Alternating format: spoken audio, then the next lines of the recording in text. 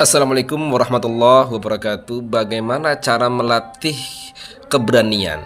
Keberanian itu muncul karena beberapa faktor. Satu, karena kita menguasai apa yang kita sampaikan. Misal kita berani nih ya, kita berani ngajarin bahasa Arab, ya kita harus menguasai bahasa Arab. Kita berani ngajarin anak ngaji, ya kita harus bisa ngaji gitu kan. Jadi berani itu muncul karena punya modal.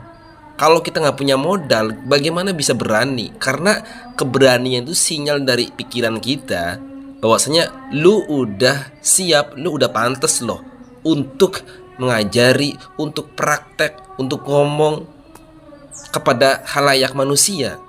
Jadi kalau kita nggak pede ya karena kita nggak mampu gitu kan. Bagaimana supaya pede ya kita harus mampu. Bagaimana supaya mampu ya kita harus belajar. Jadi anda kita semua, misal saya orangnya nggak pedean, ya karena kamu nggak mampu, jadi kamu nggak pede. Bukan berarti latihannya, latihan itu ada karena proses.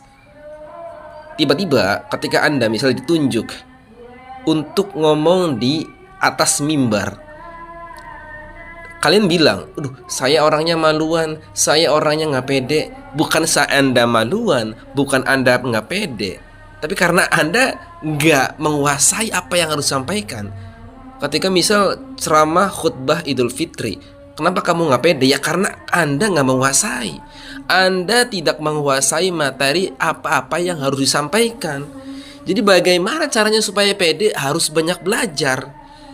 Ketika kita menguasai banyak hal, kita akan muncul tuh percaya diri pada diri kita sendiri karena kita menguasai.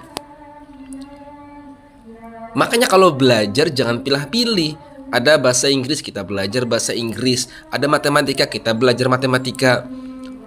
Tidak harus menguasai secara penuh. Setidaknya kita ada ngerti-ngertinya gitu. Jadi kalau ada orang lagi diskusi politik, kita nyambung. Ada orang lagi diskusi agama, kita nyambung.